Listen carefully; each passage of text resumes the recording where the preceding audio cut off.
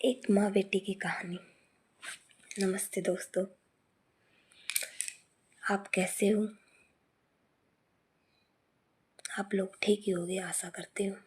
आपको मेरी वीडियो अच्छी लगे तो चैनल को सब्सक्राइब, वीडियो को लाइक करें और कमेंट में ज़रूर बताएं। एक नन्ही सी बच्ची आंगन में खेलती कूदती हंसती रहती थी। एक दिन वो बीमार हो गई और उसकी माँ बहुत दुखी थी कि मेरी बेटी आज बीमार हो गई।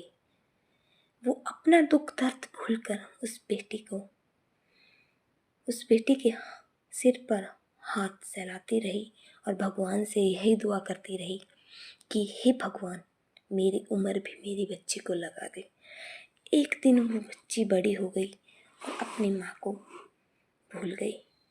वो देर रातों तक घर आती थी और माँ उसकी फिक्र में बाहर गेट के सामने बैठी रहती थी।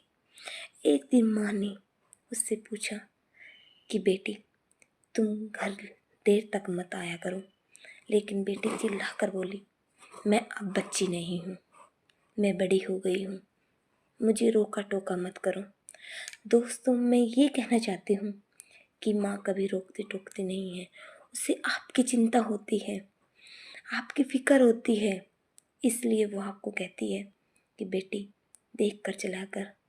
आज भेड़िए ऐसे घूम रहे हैं, ऐसे शिकार की तलाश में घूम रहे हैं कि आप अकेले दिखोगे तो आपके पीछे लग जाएंगे।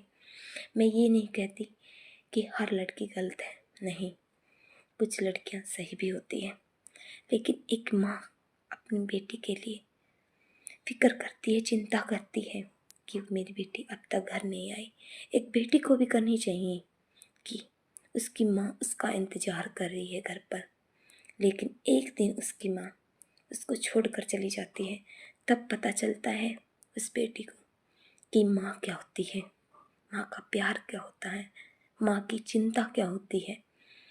तब वो रोती है, चिल्लाती है, लेकिन माँ नहीं आती, क्योंकि माँ उसको बोझ लगती थी। वो जो भी कहती थी उसको दुख आता था कि मेरी माँ मेरे बारे में ऐसा क्यों कहती है। लेकिन माँ तेरी भलाई के लिए ही कहती थी कि मेरी बच्ची सही सलामत घर आ जाए।